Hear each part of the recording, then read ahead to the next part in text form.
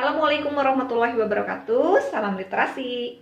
Perkenalkan, nama saya Yuliani Arpa. Saya guru kelas 5 di SDN Cipadawulun, Kecamatan Pacet. Saya akan mereview buku yang berjudul 1 Detik yang ditulis dan dikarang oleh Teti Ejo Kanjo. Tebal dari buku ini ada 116 halaman. Saya menggunakan teknik AI.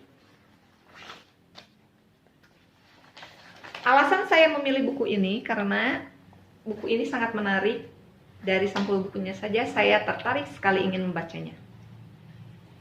Buku ini menceritakan tentang kejadian atau peristiwa di dunia ini yang tidak saya pernah ketahui, ada yang saya sadari dan ada juga yang tidak pernah saya sadari. Buku ini menceritakan mengenai 1 detik. Tahukah kalian apa yang terjadi di dunia ini setiap detiknya? Ada berbagai peristiwa dan kejadian di dunia ini yang tidak pernah saya ketahui dan tidak pernah saya sadari.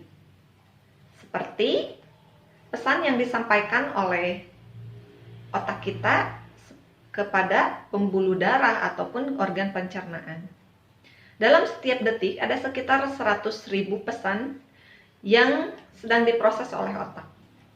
Pesan ini diolah oleh otak untuk memastikan bahwa tubuh kita berfungsi dengan baik. Proses-proses dalam tubuh baik yang disadari seperti menyentuh, melihat, bergerak, hingga tidak disadari seperti proses pencernaan dan peredaran darah. Semuanya diatur oleh otak. Satu kali proses memerlukan ratusan pesan. Misalnya, ketika kita menyentuh buku, pesan langsung terkirim ke otak dengan kecepatan 12 mph. Dalam 1 detik saja pesan itu melaju 60 meter. Dan satu lagi, berapa jauh lebah terbang per detik? Lebah terbang dengan kecepatan 13-15 mph. Jadi dalam 1 detik, lebah dapat terbang sejauh 5,8 sampai 6,7 meter. Lebah mencari bunga hingga ke tempat-tempat yang jauh. Ia bisa terbang sejauh 60 mil dari sarangnya. Sepanjang hidupnya, lebah terbang hingga sejauh 90.000 mil. Atau setara dengan 3 keliling bola dunia. Padahal ia hanya dapat mengumpulkan 1 pon madu saja seumur hidupnya. Dari cerita ini, kita mendapatkan hikmah apa yang kita kerjakan terkadang terasa berat dan begitu sulit, tetapi tidak dengan otak kita. Otak bisa mengirimkan beberapa ratus pesan tanpa kita harus suruh, tanpa harus kita upgrade. Memori kita pun tidak pernah penuh.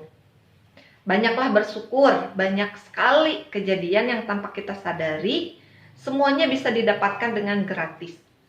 Dan janganlah merasa terbebani oleh suatu pekerjaan yang ada di depan mata kita. Belajarlah dari seekor lebah yang mencari bunga ke tempat-tempat yang jauh untuk menghasilkan 1 pon madu saja.